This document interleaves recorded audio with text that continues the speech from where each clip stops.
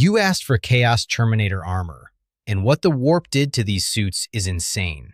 25 likes on Papa Me Want Chaos Terminator armor video in the last video's comments. The mandate was noted. One correction before we proceed. Gabriel Angelos is the Blood Ravens chapter master from Dawn of War. Gabriel Seth commands the Flesh Terrors. The correction thread on the previous video was, as I say, very thorough. The Chaos versions of Tactical Dreadnought armor began as the same suits the Loyalists wore. Every corroded, demon-haunted Terminator suit currently fielded by a Traitor Legion carries, somewhere in its warped skeleton, ceramite and adamantium forged to protect the Imperium's finest warriors. The horns came later. The bony ridges, the crawling veins of corruption radiating from the body into the metal, the bound demon inhabiting the joints, all of it came later. The foundation is Loyalist, and it has been accumulating 10,000 years of warp corruption, unregulated mutation, and demonic bargaining on top of that foundation without pause or sanctification. That 10,000-year drift is the thesis of this video, and it starts at Istvan. The origin wound. Early 31st millennium, every Traitor Legion still wore pristine Loyalist tactical dreadnought armor. The Tartaros pattern suits of the period shared systems with the Mark IV Maximus power armor, the most mobile and advanced Terminator design of the era, the flagship of what the Legions fielded at their peak. The Cataphracti pattern was in widespread service alongside it, heavier pauldrons, layered ceramite, protection levels that prioritized walking through enemy fire over any mobility consideration. Both patterns had been blessed by Martian tech priests. Both carried imperial iconography. The warriors wearing them had loyalty oaths to the Emperor that were, officially, absolute. At the Istvan III atrocity, War Master Horus ordered the Loyalist elements within 4 initial Traitor Legions identified and culled. These were Space Marines still genuinely committed to the Emperor, brothers of warriors who had already turned, serving alongside them, wearing identical Terminator armor.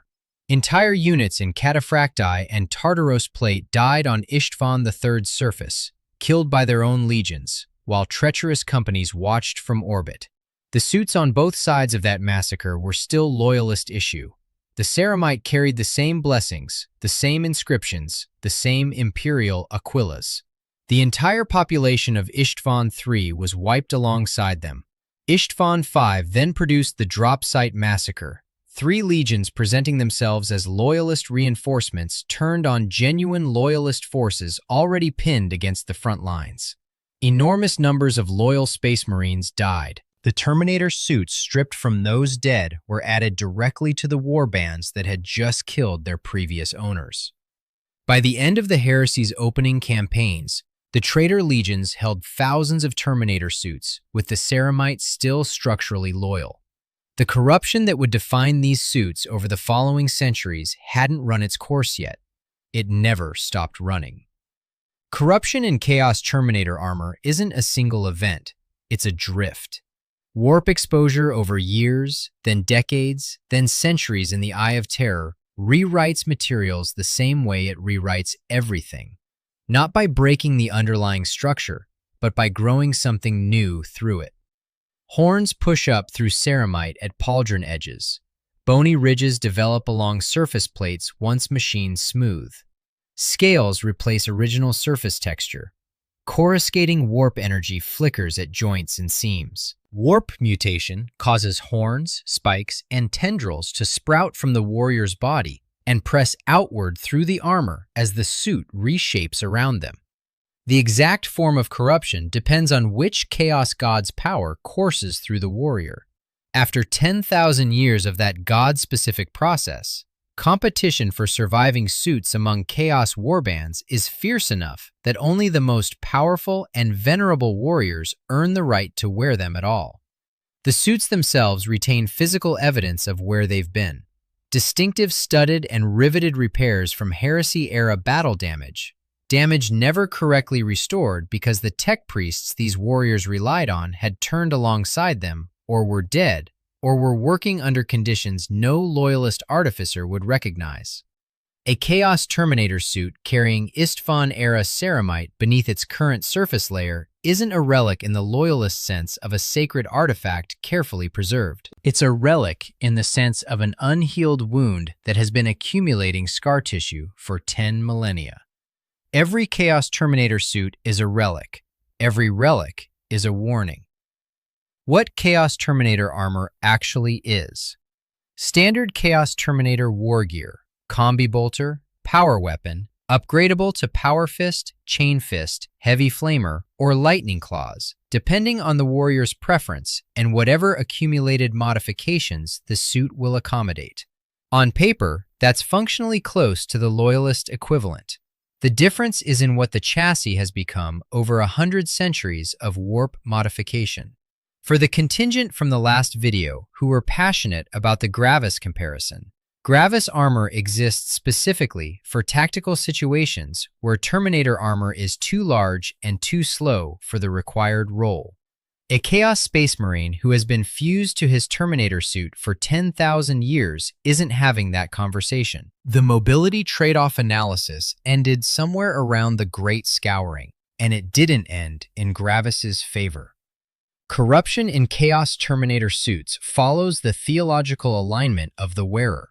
The extent of mutation depends on which Chaos God's power is coursing through the warrior and for how long. A Cornate Champion's armor looks nothing like a Nergalite Terminator whose suit has been half absorbed by biological processes emanating from the body inside. The god shapes the corruption shapes the armor.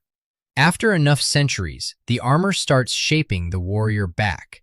The extreme end of this spectrum is the obliterator, Chaos Marines infected with a techno-organic chaos virus that causes them to fuse with their armor and weapons, flesh and ceramite knitting together into one impossible whole while the host's mind deteriorates as the body expands around the incorporated metal. At an intermediate stage, biological infrastructure has extended through the armor itself, pulsing veins visible beneath what was once purely ceramite skin, the suit becoming partially alive in a way no loyalist Terminator ever was.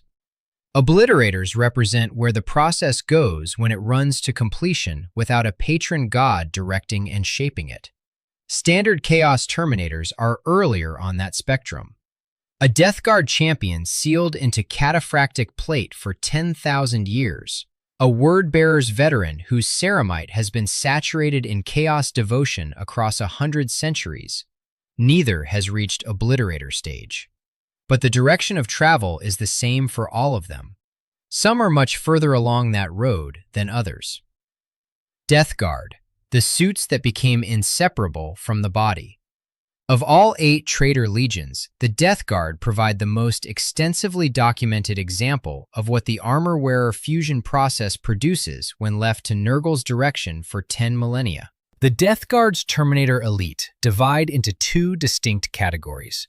The Blight Lords are the general Terminator shock troops, the Legion's core heavy infantry, deployed as the standard Terminator force across battlefield operations, steeped in Nurgle's gifts and centuries of biological transformation.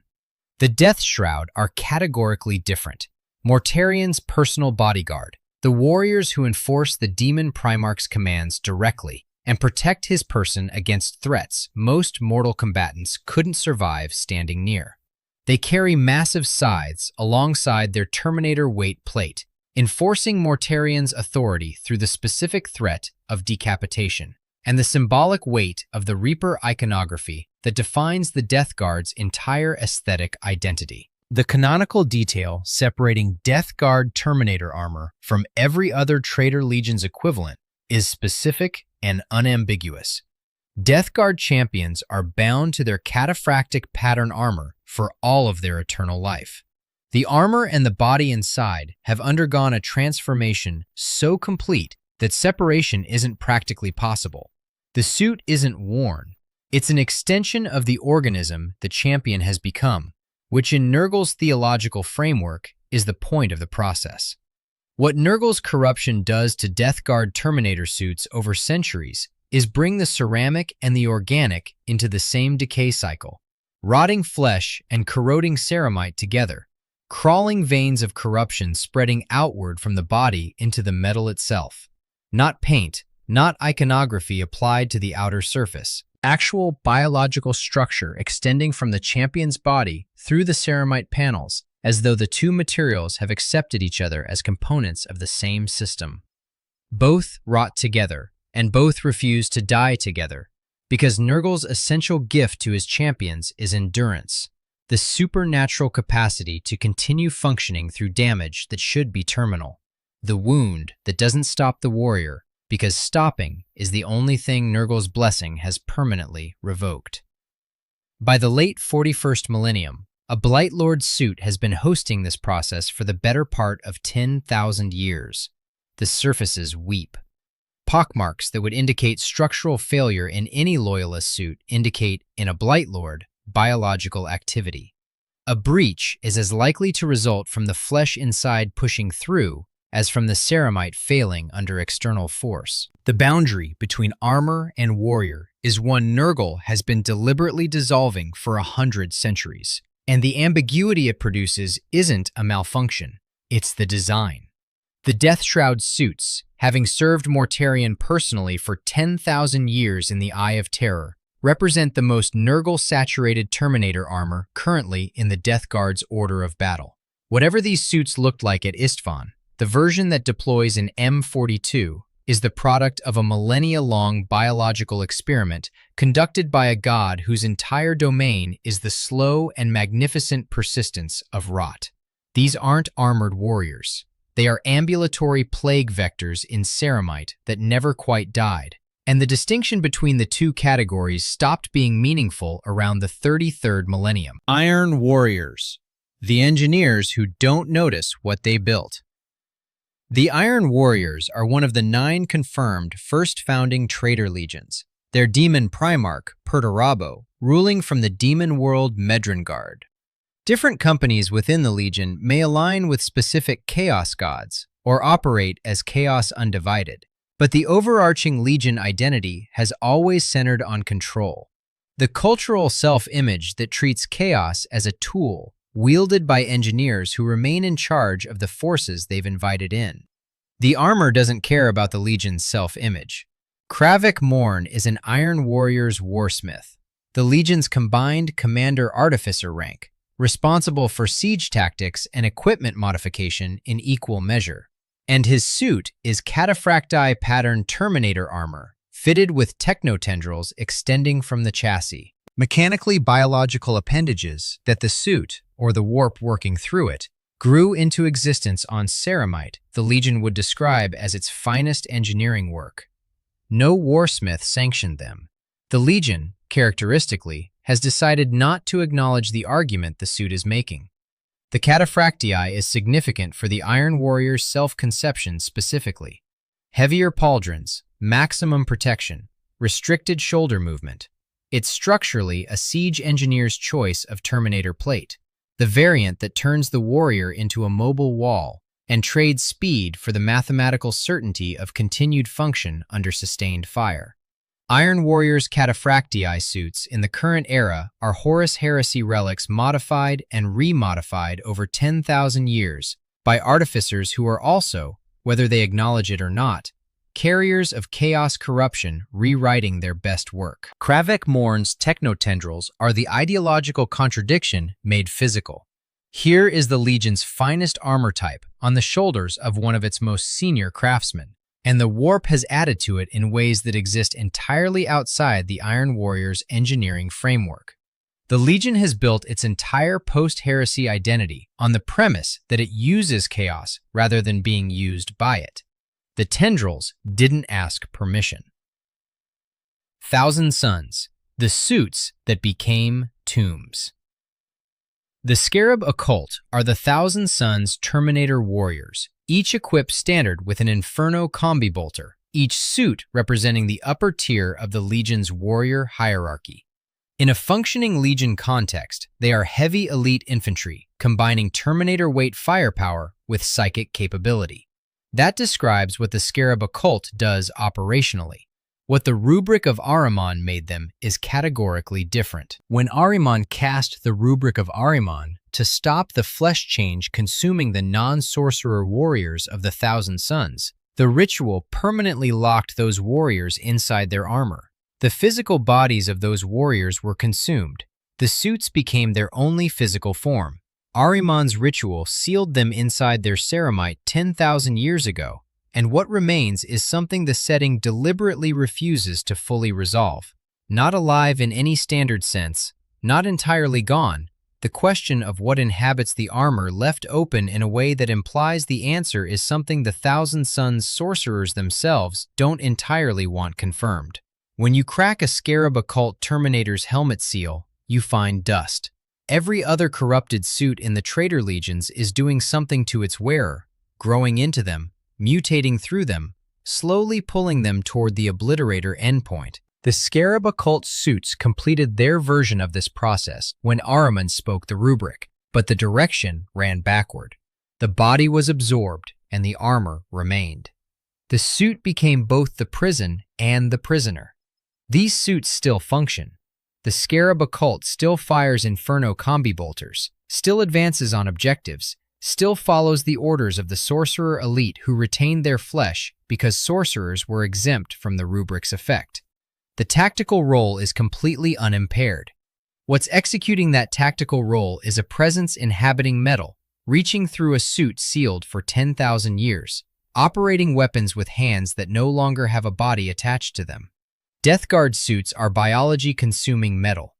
Scarab Occult suits ran the process in the opposite direction, and every single one of them has been a reliquary since before the heresy ended.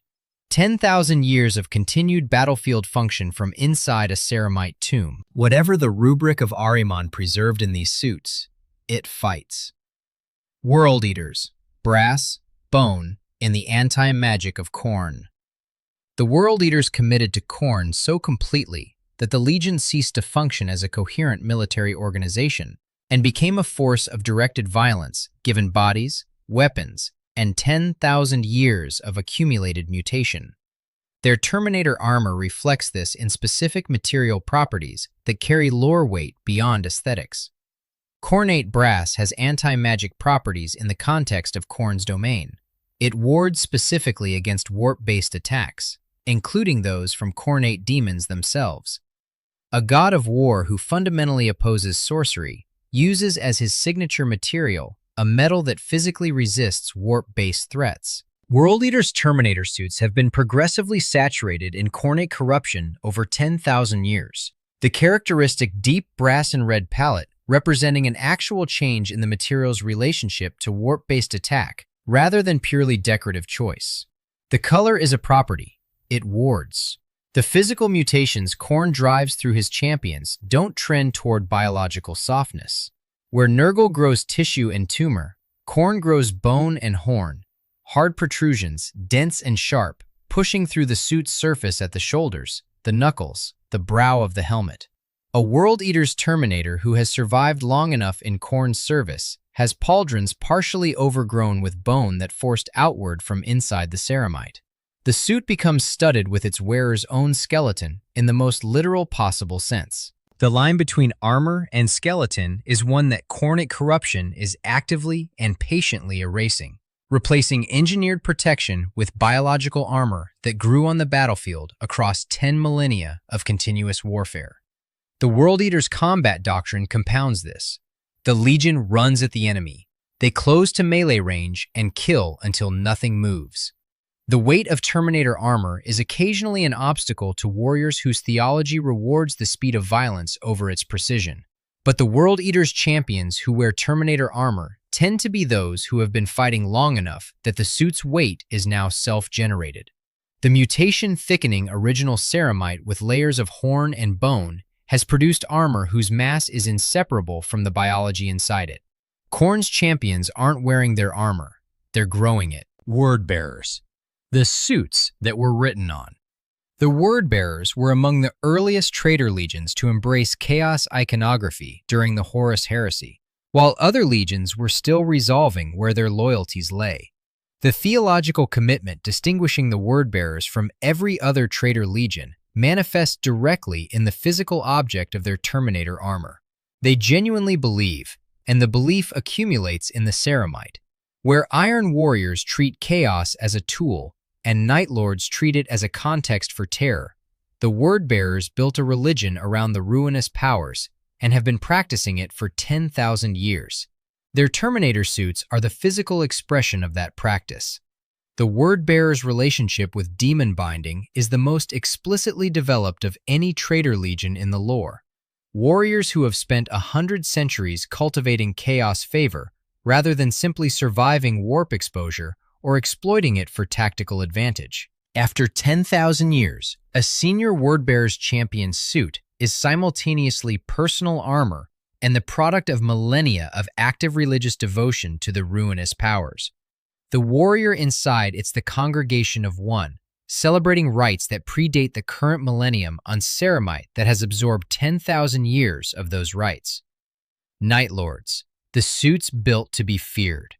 The Night Lords never fully aligned with a specific chaos god, and their Terminator armor reflects the consequences of that specific ideological choice played out over 10 millennia.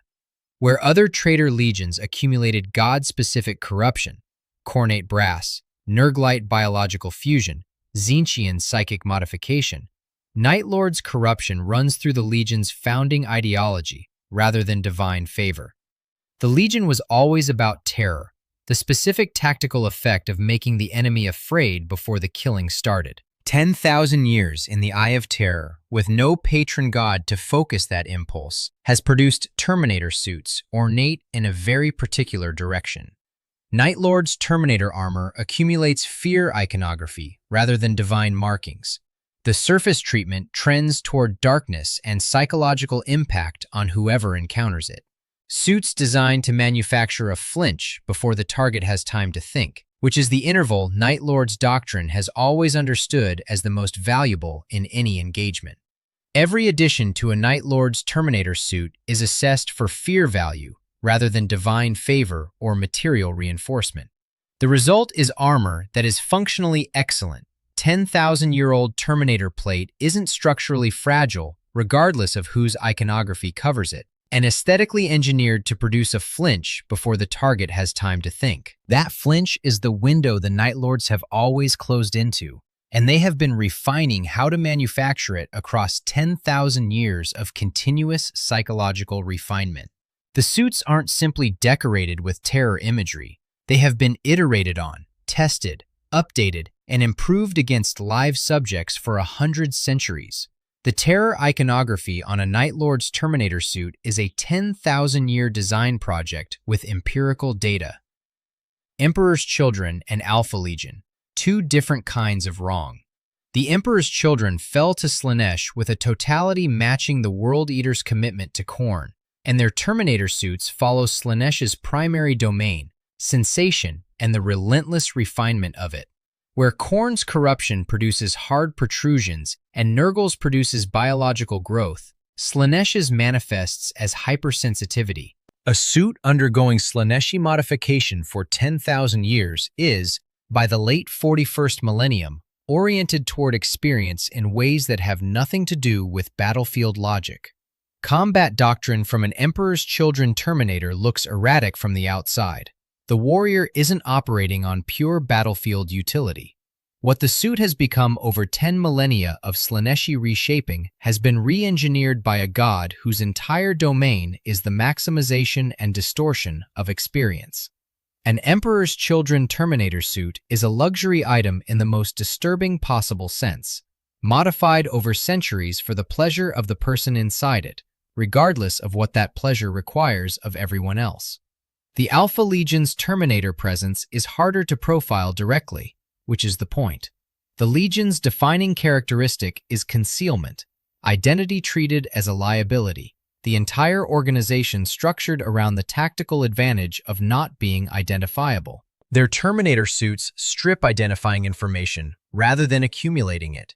Where other legions have added centuries of iconography, trophies, inscriptions, and divine markings to their ceramite, Alpha Legion suits are maintained in deliberate ambiguity.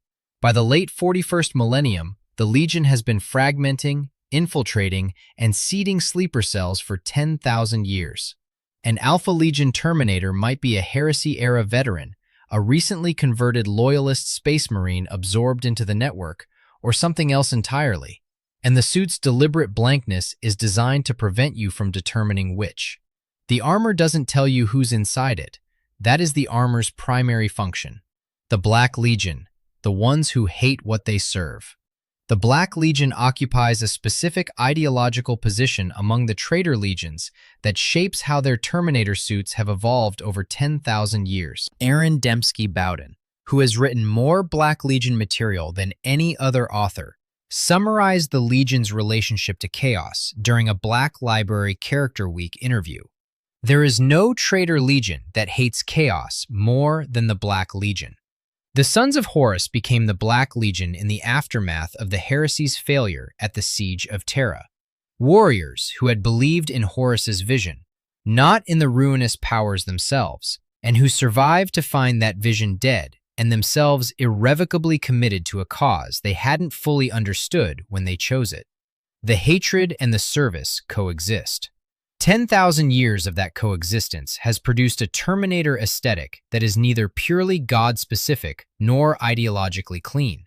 Abaddon the Despoiler, War Master of Chaos, and the Black Legion's Supreme Commander, wears Terminator armor. The specific mutations and demonic modifications of his personal suit aren't cataloged in comprehensive detail in the canonical sources. The War Master of Chaos isn't the kind of figure whose armor gets measured and recorded. What the lore establishes is the institutional context. The Black Legion is the largest warband in the Eye of Terror, and its Terminator elite wear the accumulated warp debt of 10,000 years of Black Crusades, of campaigns that have physically left their mark on Ceramite in ways that 10 millennia of continued warp immersion in the service of gods they resent makes inevitable.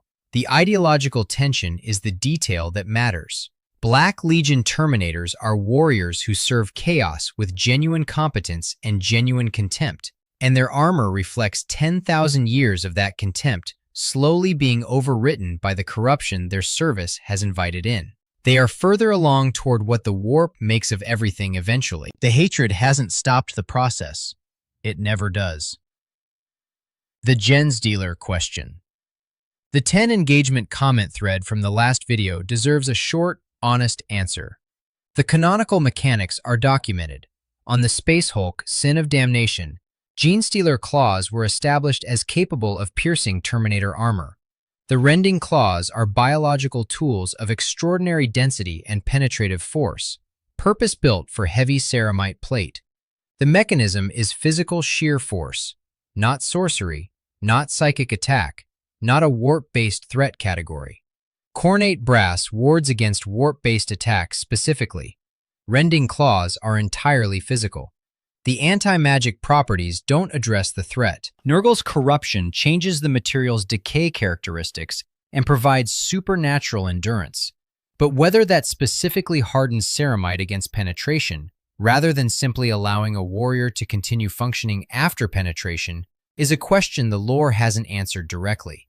There is no documented engagement between Blightlords and genestealers providing comparison data.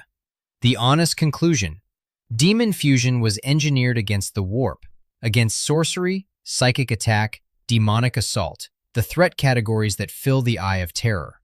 Genestealers represent a different predator category entirely, and the Rending Claw's sheer force mechanism operates on the physical reality of ceramite, regardless of what the warp has grown through it. The canon hasn't written that encounter. The thread is still open for the comments. Tartaros, the oldest corruption.